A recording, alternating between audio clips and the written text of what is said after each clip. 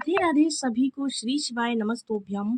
जैसा कि आप सबको पता है, आज है गुरुवार का दिन और गुरुवार के दिन भी आज है एकादशी का दिन।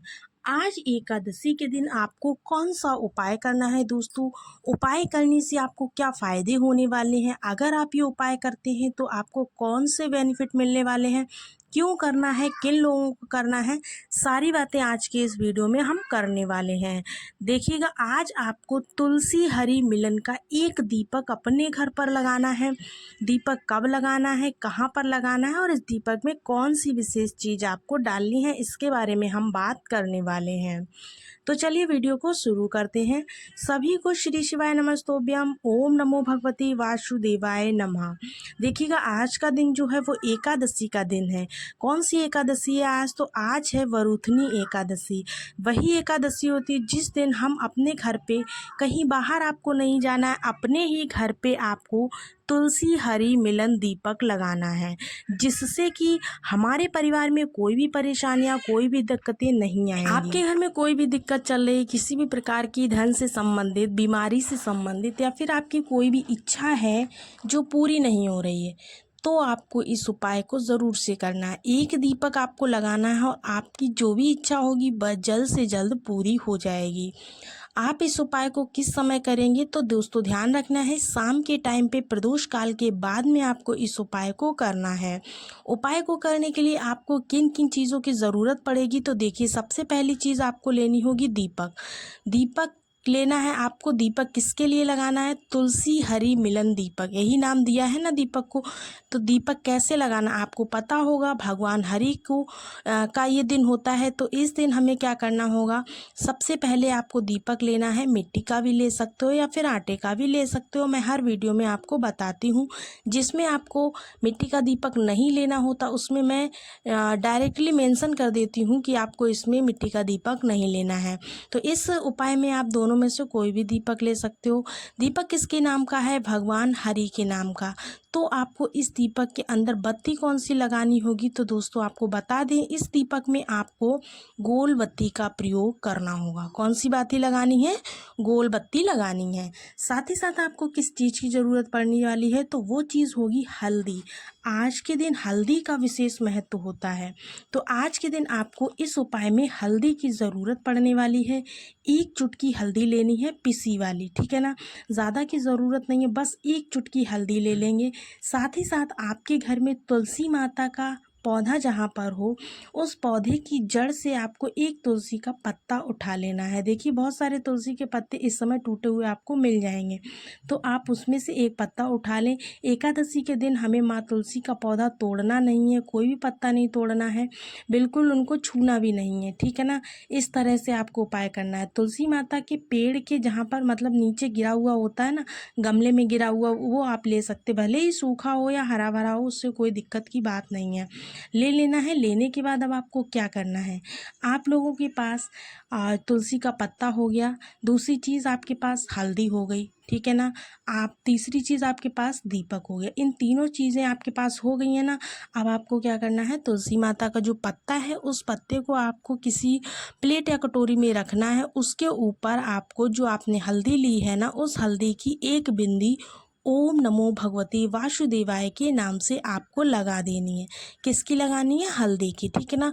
उस हल्दी को हल्का सा गीला करके एक बिंदी आपको इस मंत्र को बोलते हुए लगा देनी है। साथ ही साथ आपको करना क्या है? उसमें से जो हल्दी बची हुई है, उस हल्दी को आपको ज़मीन पर रख लेना है, तुलसी माता के गमले के पास में। रखने के बाद आपको उसी हल्दी के ऊपर ही इस दीपक को रख लेना है।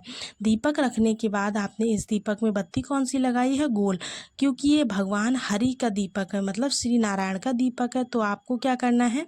इस दीपक को प्रज्वलित करना है। तो जब वह यह बत्ती गोल वाली प्रज्वलित करेंगे, तब आपको एक विशेष सा नाम बोलना है भगवान नारायण का, या फिर आप मंत्र बोल सकते हैं, ओम नमो भगवते वासुदेवाय।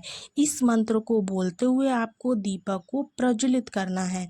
जब दीपक आप प्रज्वलित कर रहे हैं, तो आपको मंत्र बोलने के बाद अपनी इच्छा, अपनी मनोकामना ज़रूर से बोल देनी है। साथ ही साथ दोस्तों इस दीपक के अंदर आपको डालना क्या है, तो देखिएगा ये दीपक जब आप प्रज्वलित कर लेंगे, घी का दीपक आज के दिन जलेगा, ये तो सभी लोग जानते हैं। साथ ही साथ आपको क्या करना है, इसमें आपको 2 चावल के दाने ज़रूर से डाल देने हैं। देखिए चावल आप खा नहीं सकते हैं लेकिन पूजा में यूज़ कर सकते हैं। 2 चावल के दाने आपको इस जलते हुए दीपक में डाल देने अपनी मनोकामना बोलते हुए। अगर आप आज एकादशी के दिन ऐसा करते हैं तो यकीन मानिए आपकी मनोकामना बहुत जल्द से पूरी हो जाएगी। होप सो आपको पहला उपाय बहुत अच्छे से समझ में आ गया होगा। बढ़ते हैं आज के दूसरे और नए उपाय की तरफ। दूसरा उपाय क्या कह रहा है, दूसरे उपाय को किन लोगों को करना है, कैसे करना है, क्यों करना है, सारी बातें आपको डिस्कस करने वाले हैं, ठीक है ना। और हाँ दोस्तों, ये चीज़ तो मैं भूल ही गई बताना कि आपको तुलसी के पत्ते का क्या करना है। जो आपने एक बिंदी लगा करके तुलसी माता का पत्ता लिया हुआ है, उस तुलसी माता के पत्ते को आपको तुलसी माता की जड़ में ही समर्पित कर देना है।